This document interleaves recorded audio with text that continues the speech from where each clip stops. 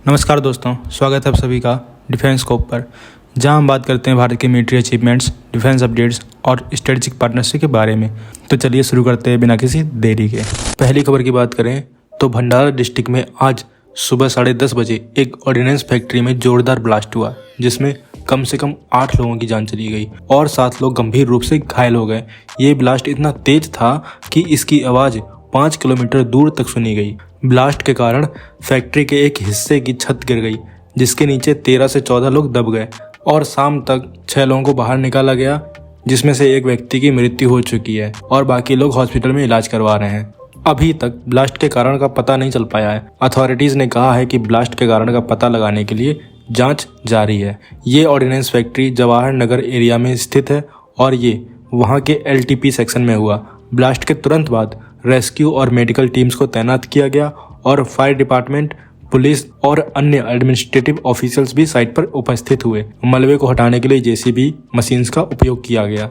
Union minister Nitin Gadkari और CM Devendra Fadnavis ने भी इस घटना पर शोक व्यक्त किया और कहा है कि डिस्ट्रिक्ट कलेक्टर और SP साइट पर उपस्थित हैं और SDRF और नागपुर म्यूनिसिपल कॉरपोरेशन की टीम्स भी रेस्क्यू ऑपरेशंस के लिए बुलाई गई है। ये घटना बहुत ही दुखद है और हम सब लोग प्रे करते हैं कि जो लोग घायल हैं वो जल्दी से ठीक हो जाएं और जो लोग इस घटना में अपनी जान गंवा बैठे हैं उनके परिवार को इस कठिन समय में शक्ति मिले। इस घटना के कारण का पता लगाने के लिए अधिकारी जांच कर रहे हैं और उम्मीद है कि जल्द ही इसके पीछे का कारण पता चल जाएगा, ताकि आगे से ऐसी दुर्घटनाओं को रोका जा सके। तो आप क्या कहेंगे इस खबर के बारे में कमेंट सेक्शन में जरूर बताइए। अगली खबर की बात करें तो इंडिया के DRDO ने हाइपरसोनिक टेक्नोलॉजी में एक बड़ी छलांग लगाई है। DRDO अब एक ऐसे हाइपरसोनिक ग्लाइड व्हीकल पर काम कर रहा है जो रीजनल ही नहीं बल्कि ग्लोबल स्ट्रेटेजिक वॉरफेयर को रीडिफाइन कर सके। पहला टारगेट है 2000 किलोमीटर रेंज का हाइपरसोनिक ग्लाइड व्हीकल डेवलप करना, जो अपने हाइपरसोनिक स्पीड के कारण किसी भी मिसाइल डिफेंस सिस्टम को न्यूट्रलाइज कर सके। ये हाइपरसोनिक ग्लाइड व्हीकल न सिर्फ स्पीड में लाजवाब होगा बल्कि अपने मनोवरेबिलिटी के कारण इजीली इंटरसेप्ट नहीं किया जा सकेगा। लेकिन इससे भी ज्यादा इंप्रेसिव है DRDO का विजन एक 15,000 किलोमीटर रेंज वाले हाइपरसोनिक ग्लाइड व्हीकल को डेवलप करने का, जो दुनिया के किसी भी कोने में टारगेट को हिट कर सकता है। अगर ये विजन पूरा होता है तो इंडिया उन चुनिंदा देशों की लिस्ट में शामिल हो जाएगा जो हाइपरसोनिक वेपन्स में माहिर हैं, जैसे USA, रसिया और चाइना। हाइपरसोनिक टेक्नोलॉजी डेवलप करना आसान नहीं है। इसमें advance materials, aerodynamics, propulsion systems और गाइडेंस टेक्नोलॉजीज का मास्टरी चाहिए। हाइपरसोनिक वेपन्स का सबसे बड़ा फायदा है उनकी स्पीड मैक 5 से ज़्यादा और अनप्रिडिक्टेबल फ्लाइट पाथ्स, जो उन्हें इंटरसेप्ट करना मुश्किल बनाता है। जब दुनिया के बड़े देश जैसे चाइना और USA इस टेक्नोलॉजी में आगे बढ़ रहे हैं तो इंडिया का इस रेस में शामिल होना बहुत ज़रूरी है। अब चलते हैं अपनी अगली खबर की तरफ।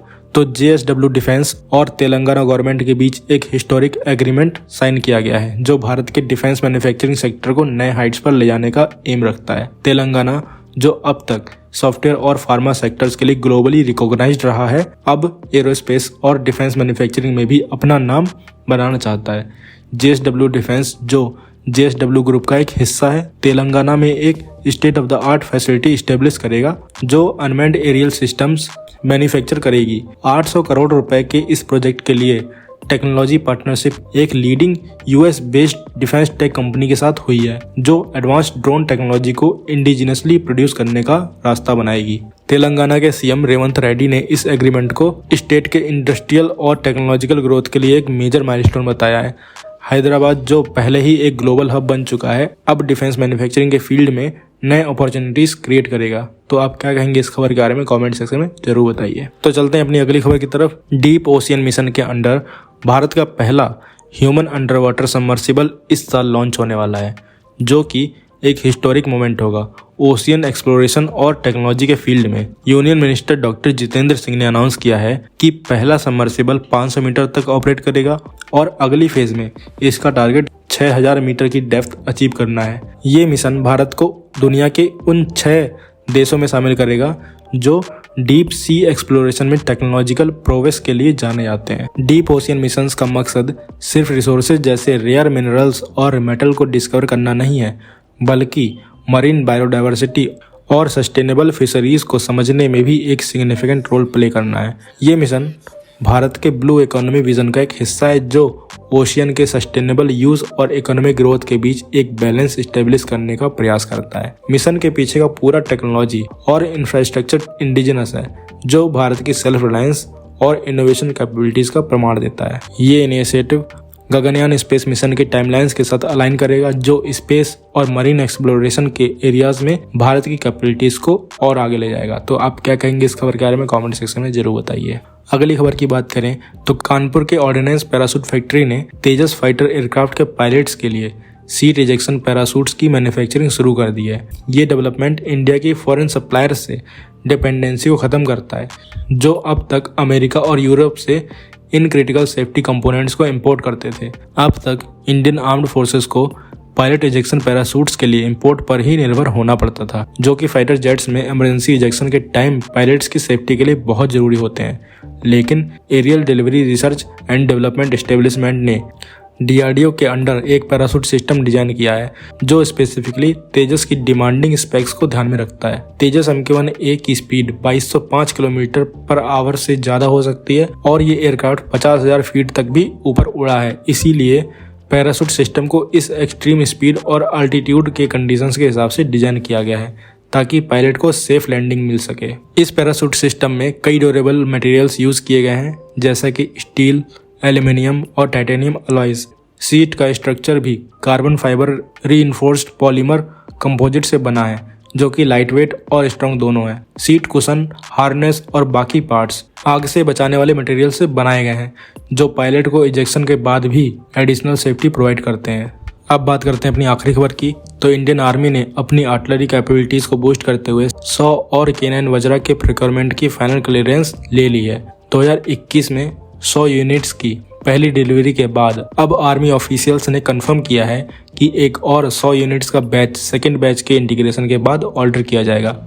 इस बार सेकेंड बैच में K9 वज्रा को विंटराइजेशन किट्स के साथ कस्टमाइज किया जाएगा, जो कि इंडिया के नॉर्दर्न बॉर्डर्स पर हाई एल्टीट्यूड ऑपरेशंस के लिए स्पेशली डिजाइन किए गए हैं। ये मॉडिफिकेशन बहुत जरूरी है, क्योंकि लद्दाख जैसे एरियाज में सब जीरो टेम्परेचर बहुत कॉमन होते हैं और हाविट्जर्स को ऑप्टिमम परफॉर्मेंस देने के लिए उनको कोल्ड कंडीशंस में अडेप्ट करना जरूरी है।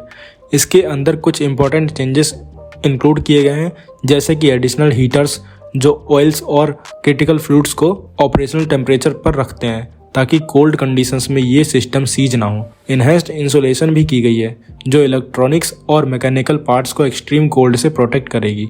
इससे इनका रिलायबिलिटी और लॉन्गेविटी इंप्रूव होगा। थर्ड बैच की प्लानिंग तब शुरू होगी जब सेकेंड बैच सक्सेसफुली इंटीग्रेट किया जाएगा। ये बैच वेस्टर्न बॉर्डर्स के लिए प्लान किया जाएगा, जहां डिजर्ट कंडीशन प्रिवेल करती हैं। तो आप क्या कहेंगे इस खबर के बारे में कमेंट सेक्शन में जरूर बताइए। तो दोस्तों, ये थी आज की डिटेल्ड अपडेट्स हमारे भारत के डिफेंस और इंटरनेशनल स्ट्रेटजीज के बारे में। अगर आपको ये वीडियो इन्फॉर्मेटिव लगा हो तो लाइक करें, शेयर करें और चैनल को सब्सक्राइब करना ना भूलें। आपका सपोर्ट हमें और बेहतर कंटेंट बनाने के लिए मोटिवेट करता है। मिलते हैं नेक्स्ट वीडियो में। थैंक्स फॉर वॉचिंग एंड जय हिंद, जय भारत।